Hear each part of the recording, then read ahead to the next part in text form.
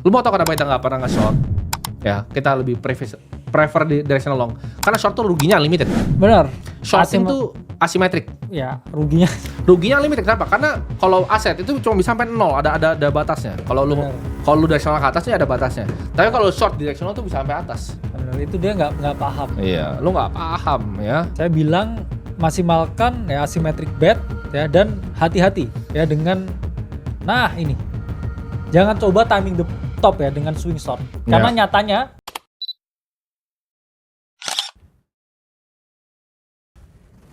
kita lihat dulu bro, Bitcoin ya. yes. Kita kan tadi lihat price action Bitcoin, tapi gue penasaran sama SPX. Oke. Karena ini kan udah topi-topi nih ya. Ya. Areanya udah topi-topi. Jadi gue pengen lihat. Oke ya, SPX ini bener-bener on a crazy run ya. Kita ngomong ya. Sebenarnya kalau kita ngomong indikator apa sih yang kayak misalkan ini naik tinggi, ya kadang kita pakai Fibonacci ya. Cuman kadang Fibonacci itu selalu ke hit ya, dan di situ kita nggak ngerti ya areanya. Nah ini kan kita S&P itu sudah ada di 1618-nya ya, area 6700. Kita juga lihat di Bollinger Band lah ya, indikator yang klasik. Setiap kali ya S&P 500 itu mencium ya area Bollinger Band-nya, ini ada potensi yang namanya koreksi. Ya, kalau S&P dari range ini koreksi, ya yang lain pasti juga terdampak ya. Bitcoin juga berpotensi terdampak. Jadi memang teman-teman harus paham ya, Bitcoin itu kita bullish sampai 2-3 siklus ke depan kita bullish. Cuman aset yang udah naik 7 kali itu pasti ada yang namanya selling pressure. Logikanya seperti apa? Misalkan orang beli 100 miliar Bitcoin ya, terus dia jadi 6 kali lipat nih, ngehold 3 tahun jadi 600 M. Ya pasti dia mikir lah pengen beli villa di Bali. Iya betul. Nah, orang yang melakukan satu aksi itu membuat yang namanya reaksi. Jadinya orang lain dia mengikuti aksi yang sama. Mereka akhirnya take profit, nah terus harga mengalami penurunan. Nah biasanya ya retail ketika harga itu udah di fase distribusi ya dan dia breakdown ke bawah, mereka baru cut loss ya setelah udah 40% drop ya. Itu habis itu menyebabkan ya down lebih parah dan biasanya ya itu sign of bottom. Kalau kita ngomongin S&P, ya S&P ini dalam keadaan yang sangat ya topi ya, relatif topi. Dan kalau dia koreksi ya, ada potensi ya Bitcoin ini juga terkena ya imbasnya. Jadi teman-teman harus sangat hati-hati ya. Untuk itulah mengapa gak ada salahnya ya bagi kita untuk lebih mindful ya dengan market.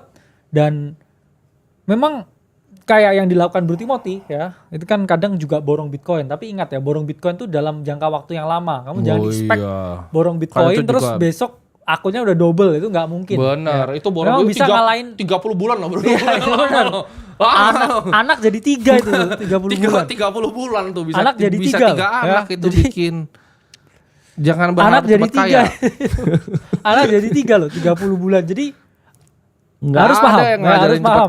Uangnya harus dingin, karena di buzzer lagi bro nanti. Jadi kesel, kadang tuh kesel banget apa sih ini? Iya, makanya perasaan kita yang selalu ngomong hati-hati, kita ngomong gini kok kita terus lagi yang kena. Udah bingung caranya bayarnya buzzer, makanya ini kita bounty, nanti kita kasih akun-akunnya.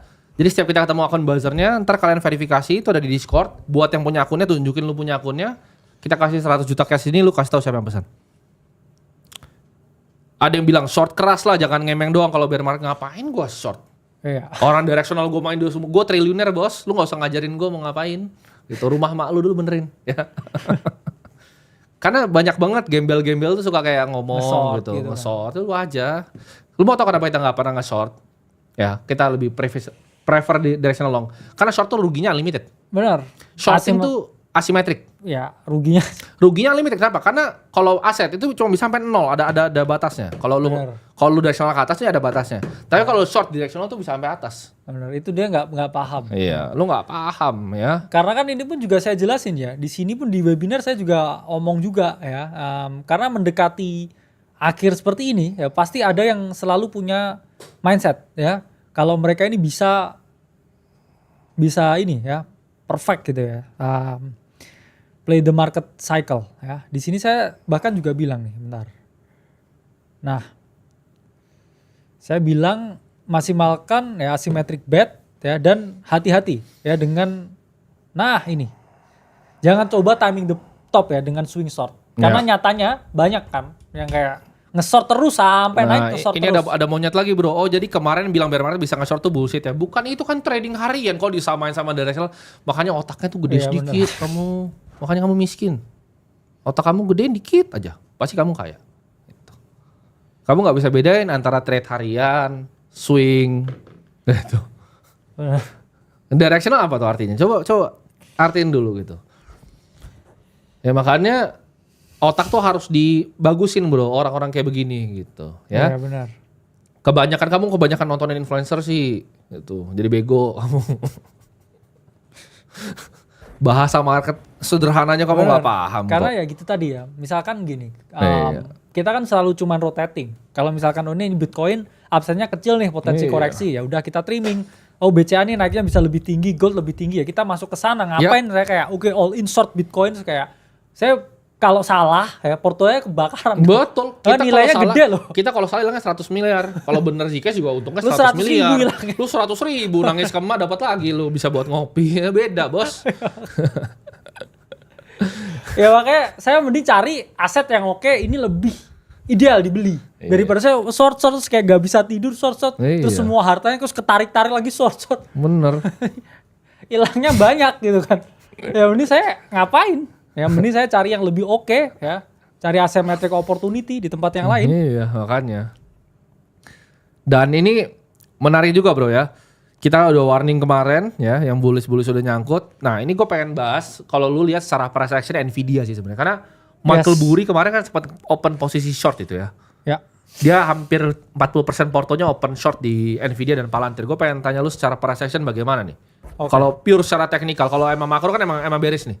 Yes. Tapi secara teknikal apakah emang ini AI ini menurut lu bisa bubble? Oke ya, kita ngomong Palantir sekarang sebenarnya kalau kita ngomong dia udah mirip juga ya price action-nya dengan S&P. Kenapa? S&P ya itu kan basically ya mereka nge-track banyak entitas dan juga unit saham seperti PLTR ini ya. PLTR kita lihat ya weekly chart-nya dia juga udah ada ya di top Bollinger Band-nya ya. Terus ini kalau kita kecilin lagi ya time frame-nya ya. Misalkan ini begini ya, kita close di bawah ya 180 ya. Itu kan menunjukkan ya ada posisi yang namanya trap buyer. Yang mereka membeli ketika dia breakout dan ketika dia breakdown ya, harganya udah kembali ke dalam range-nya ya. Dan ini ya kalau trend line-nya ya dari Palantir ini jebol ya, kita masih tertahan sebenarnya sekarang di trend line-nya. Kalau Palantir ya ini jebol area 190, trend line juga close bawah. Ya dia mungkin ya bisa drop sampai ke 150 ya. Ini untuk Palantir. Ya kita ngomongin AI ya kita mungkin juga lihat juga ya potensi Nvidia ya karena ini pun juga sama ya. Kita ngomong lagi topi ya, semua lagi topi, lagi valuasi lagi tinggi banget ya. S&P juga nggak pernah koreksi ya, terakhir dari koreksi di tarif ya yang paling signifikan. Ini bahkan Nvidia ini udah lebih parah karena apa? Karena Bollinger Band-nya itu udah sampai keluar di atas ya. Menunjukkan apa ini area overvaluation yang mana ya teman-teman harus berhati-hati lah ya untuk yang berat ya di US equity karena ini kalau flashing down ya semua market juga kayaknya kena ya, Nvidia pun juga sama ya. Sekarang memang lagi ngetes ya area di harian ya, cuman bukan berarti kalau dia nggak bisa mempertahankan ini ya, saya ngomong wah ini dia juga bisa going lower ya sampai at least 180 at least. Betul. Karena ini emang ini sih bro. Kenapa tadi kita bahas sebentar? Karena ini sebenarnya udah dari tahun lalu ya. Benar. Jadi dari 2024 banyak sekali buzzer yang dikirim buat nge-rating aplikasi kita rendah. Sebenarnya ini banyak ya, terjadi di Sekuritas juga sama kok. Iya benar. Di Sekuritas yang besar-besar di lokal kalian perhatiin kalau di App Store ada buzzer biasanya yang ngebayarin rating rendah. Ya gue nggak tahu, mungkin ada orang yang nggak seneng dengan apa yang kita kerjain. Cuman gue pengen tahu orangnya siapa. Makanya akunnya nanti kita akan kumpulin semuanya, kita taruh di pengumuman ya. Karena ini masalah yang serius. Karena ini kan framing gitu. Itu ada muka gue di situ. Framing terus jadinya kita nggak dengerin, terus dengerin orang lain tuh salah. Terus masyarakat rugi gitu. Ya.